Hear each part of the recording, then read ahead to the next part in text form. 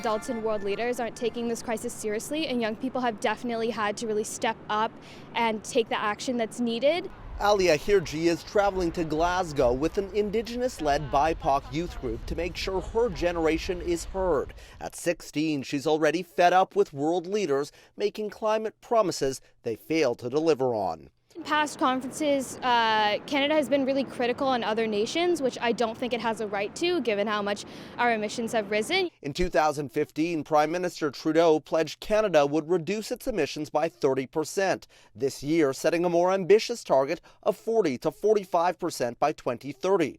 Enter new Environment Minister Steven Guilbeault, a former Greenpeace activist. We have to go further, and we have to do it faster. But the fundamentals that we've put in place at home, carbon pricing that is rebated to Canadians, phasing out coal-fired electricity generation, and a clean fuel standard, those three measures alone, if adopted by the world, would go a long way to meeting the Paris targets.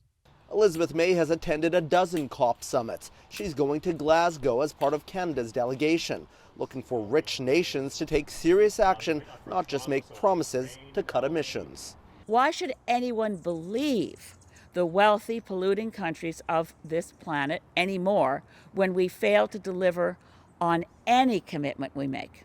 Hirji agrees, adding Canada and other G20 nations need to follow through on a promise to raise $100 billion a year to help poorer countries tackle climate change. This is a crisis that's going to affect the entire world, and so the entire world really needs to work together to act against it for present generations and future generations. It is, she says, the only way forward for youth around the world. The stakes couldn't be higher. Travis Stanrash, CBC News, Ottawa.